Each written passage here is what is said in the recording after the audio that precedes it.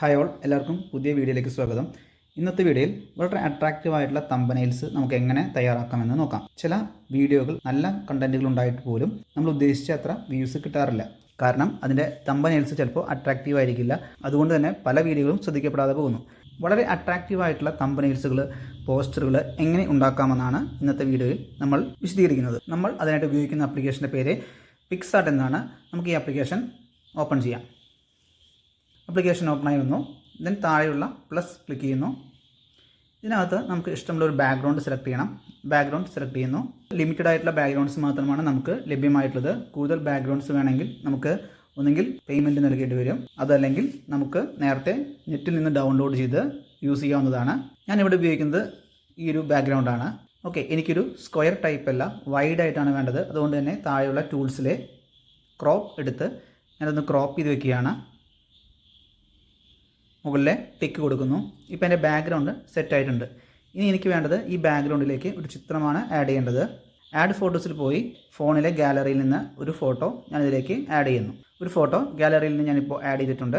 ഇപ്പോൾ ഈ ഫോട്ടോൻ്റെ ബാക്ക്ഗ്രൗണ്ട് എനിക്ക് ആവശ്യമില്ല. അതുകൊണ്ട് തന്നെ ഈ ഫോട്ടോൻ്റെ സെറ്റിങ്സിൽ പോയി ഏറ്റവും അവസാനത്തെ ഓപ്ഷനായ ഫ്രീ ക്രോപ്പ് എടുക്കുന്നു. ഫ്രീ ക്രോപ്പ് എടുത്ത ശേഷം ഇതിനകത്ത് കുറേ ഓപ്ഷൻസ് നിങ്ങൾക്ക് കാണാൻ സാധിക്കും. Person, face, cloth, sky, head, hair, background. ഇതിൽ ഞാൻ പേഴ്സൺ സെലക്ട് ചെയ്യുന്നു.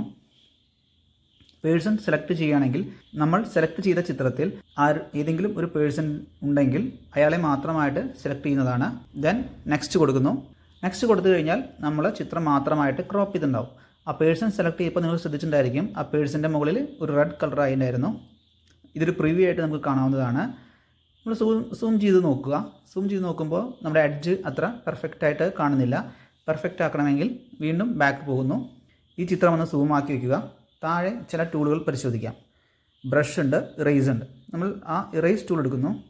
ഇറേസ് ടൂൾ എടുത്ത് നമ്മുടെ ചിത്രത്തിൻ്റെ എഡ്ജുകളെല്ലാം സാവധാനത്തിൽ മായ്ച്ചു കളയുന്നു. ഇത് വളരെ ക്ഷമയോടെ ചെയ്യേണ്ട ആക്ടിവിറ്റിയാണ്. പരമാവധി സൂം ചെയ്തിട്ട് വേണം നമ്മൾ ഈ ആക്ടിവിറ്റി ചെയ്യാൻ. ഓക്കെ, നമ്മളിങ്ങനെ ചെയ്യുന്ന സമയത്ത് കൂടുതൽ ഭാഗം ഇറേസ് ചെയ്ത് പോയിട്ടുണ്ടെങ്കിൽ വീണ്ടും ബ്രഷ് എടുക്കുക. ബ്രഷ് എടുത്ത് നമുക്ക് ആ ഭാഗം ഫില്ല് ചെയ്യാവുന്നതാണ്. ഓക്കെ, ഇതുപോലെ നമുക്കത് ഫിൽ ചെയ്തെടുക്കാം. അപ്പോൾ കൂടുതൽ ഇറേസ് ചെയ്ത് പോയി കഴിഞ്ഞാൽ നമുക്കിതുപോലെ ഫിൽ ചെയ്ത് പോകാം. ഞാനിവിടെ ബ്രഷ് എടുത്തൊന്ന് കറക്റ്റ് ചെയ്ത് ഫില്ല് ചെയ്ത് പോയിട്ടുണ്ട്. നിങ്ങൾ കൂടുതൽ സമയമെടുത്ത് വളരെ നീറ്റായിട്ട് ചെയ്യാൻ ശ്രമിക്കുക. ഞാനിത് വളരെ പെട്ടെന്ന് ചെയ്ത് അവസാനിപ്പിക്കുകയാണ്. ദെൻ നെക്സ്റ്റ് ക്ലിക്ക് ചെയ്യുക. വലത്തോട്ടുള്ള ഏരോ മാർക്ക് ക്ലിക്ക് ചെയ്യുന്നു. ഓക്കെ, നമുക്ക് ഒരുവിധം ക്ലിയറായിട്ട് ചിത്രം കിട്ടിയിട്ടുണ്ട്. ഇനി സേവ് ക്ലിക്ക് ചെയ്യുക. ഇപ്പോൾ ചിത്രം നമ്മുടെ ബാക്ക്ഗ്രൗണ്ടിലേക്ക് എത്തിയിട്ടുണ്ട്. ചിത്രത്തിന് ഒരു ബോർഡർ നൽകാം. താഴെ അവസാനത്തെ ഓപ്ഷൻ നോക്കുക, ബോർഡർ കൊടുത്താൽ തന്നെ ഡീഫോൾട്ടായിട്ട് ഒരു ബോർഡർ വന്നിട്ടുണ്ട്. നമ്മുടെ ചിത്രത്തിന് ചുറ്റുമായിട്ടൊരു ബോർഡർ വന്നിട്ടുണ്ടായിരിക്കും. ഇവിടെ വെള്ള നിറത്തിലാണ് ബോർഡർ. നമുക്കതിൻ്റെ തിക്നെസ് കൂട്ടുകയും കുറയ്ക്കുകയും ചെയ്ത് നമുക്ക് അട്രാക്റ്റീവാക്കി മാറ്റാം. ഞാൻ തിക്നെസ് ഇപ്പോൾ ഈ തിക്നെസ്സാണ് ഞാൻ കൊടുത്തിട്ടുള്ളത്. അതുപോലെ തന്നെ ഈ ബോർഡറിൻ്റെ കളേഴ്സുകൾ നമുക്ക് ഇഷ്ടമുള്ള കളറുകൾ കൊടുക്കാവുന്നതാണ്. നമുക്ക് ഏതാണോ മാച്ചിങ് ആയിട്ട് തോന്നുന്നതെങ്കിൽ ആ നിറം നമുക്ക് കൊടുക്കാം. ഇപ്പം ഞാനിവിടെ വൈറ്റ് തന്നെയാണ് കൊടുക്കുന്നത്. ഓക്കെ, അതിന് ശേഷം മുകളിലെ ടിക്ക് നൽകുക. ചിത്രത്തിലേക്ക് കുറച്ച് എഫക്ട്സ് ആഡ് ചെയ്യാൻ പറ്റും. ഇതിനകത്ത് ബ്രഷ് എന്ന ഓപ്ഷൻ കാണാം. ബ്രഷ് ക്ലിക്ക് ചെയ്യുക. ബ്രഷ് ക്ലിക്ക് ചെയ്ത് കഴിഞ്ഞാൽ ഡിഫറെൻ്റ് ആയിട്ടുള്ള എഫക്ട്സുകൾ നമുക്ക് കിട്ടും. ഇപ്പോൾ ഞാനിവിടെ സ്റ്റാറുകളുടെ എഫക്റ്റ് എടുത്തു. നമ്മളിവിടെ ക്ലിക്ക് ചെയ്ത് കഴിഞ്ഞാൽ നമ്മുടെ സ്ക്രീനിൽ മൊത്തമായിട്ട് ഇങ്ങനെ വളരെ ഭംഗിയായി സെറ്റ് ചെയ്യാൻ സാധിക്കും. ഓക്കെ, ഇതുപോലെ പല ഡിഫറെൻ്റ് ആയിട്ടുള്ള ബ്രഷുകൾ നമുക്കിവിടെ അവൈലബിൾ ആണ്, എഫക്ട്സ് നമുക്ക് അവൈലബിൾ ആണ്. ഇതിനടുത്ത ഓപ്ഷൻ എന്ന് പറയുന്നത് മാസ്ക് എന്ന ഓപ്ഷനാണ്. എല്ലാ ഓപ്ഷനും ഇവിടെ പറയുന്നില്ല. മാസ്ക് ഓപ്ഷൻ എടുത്തു കഴിഞ്ഞാൽ നമുക്ക് ഇതുപോലെ ഡിഫറെൻ്റ് ആയിട്ടുള്ള മാസ്ക് ഓപ്ഷൻസ് ഉണ്ട്. ഒരു മാസ്ക് ഓപ്ഷൻ ഇട്ട് കാണിച്ചു തരാം. ഓക്കെ, ഇതൊരു ഓപ്ഷനാണ്. ഇതുപോലെ ഡിഫറെൻ്റ് ആയിട്ടുള്ള ഓപ്ഷൻസ് നമുക്ക് ഇതിനകത്ത് അവൈലബിൾ ആണ്. നിങ്ങൾക്ക് നെറ്റിൽ നിന്ന് ഡൗൺലോഡ് ചെയ്യാവുന്നതാണ്. ഞാനിവിടെ ഇപ്പോൾ ഈ ഓപ്ഷൻ കൊടുക്കുന്നില്ല, ഞാനത് ക്ലോസ് ചെയ്യാണ്. ഓക്കെ, നമുക്കൊരു ടെക്സ്റ്റ് ആഡ് ചെയ്ത് നോക്കാം. ടെക്സ്റ്റ് എടുക്കുന്നു. ടെക്സ്റ്റ് ആയിട്ട് നമുക്ക് ബോൾഡ് ചെയ്താണ് ടെക്സ്റ്റ് കൊടുക്കുന്നത്. ഹൗ ടു മേക്ക് അട്രാക്റ്റീവ്, ഇതൊരു ഫോണ്ടായിട്ടും അടുത്തത് തംബ്നെയിൽസ് എന്നത് വേറെ ഫോണ്ടായിട്ട് നമുക്ക് കൊടുക്കാം. അപ്പോൾ ഹൗ ടു മേക്ക് അട്രാക്റ്റീവ് എന്നത് ടിക്ക് കൊടുക്കുന്നു. ബാക്ക്ഗ്രൗണ്ടിലേക്ക് വയ്ക്കുന്നു. അതിനൊരു സ്ട്രോക്ക് നൽകാം. അതിനൊരു ഷാഡോയും നൽകിയിട്ടുണ്ട് ഞാൻ. ഹൗ ടു മേക്ക് അട്രാക്റ്റീവ് എന്നുള്ളത് വൈറ്റ് കളറിൽ ഒരു സ്ട്രോക്ക് കൊടുത്തു ഇട്ടിരിക്കുകയാണ്. ചെറിയ ഷാഡോ കൊടുത്തു, ടിക്ക് കൊടുത്തു. ഓക്കെ, ഇനി നമുക്ക് വേണ്ടത് അടുത്ത ടെക്സ്റ്റ് ആഡ് ചെയ്യണം. ടെക്സ്റ്റ് എടുക്കുന്നു. ഞാൻ ഇനി അതിനകത്ത് ടൈപ്പ് ചെയ്യുന്നത് തംബ്നെയിൽസ് എന്നാണ്. തംബ്നെയിൽസ് എന്ന് ആഡ് ചെയ്തു. ഓക്കെ, നമുക്കിതിൻ്റെ ഫോണ്ട് ഒന്ന് ചേഞ്ച് ചെയ്യണം.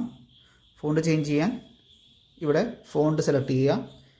മുകളിലേക്ക് ഏറോ മാർക്ക് ക്ലിക്ക് ചെയ്ത് കഴിഞ്ഞാൽ നമുക്ക് ഡിഫറെൻ്റ് ആയിട്ടുള്ള ഫോണ്ട്സുകൾ ഇവിടെ അവൈലബിൾ ആണ്. നിങ്ങൾക്ക് ഇഷ്ടമുള്ള ഒരു ഫോണ്ട് സെലക്ട് ചെയ്യാവുന്നതാണ് ഇതിനകത്ത് നിന്ന്.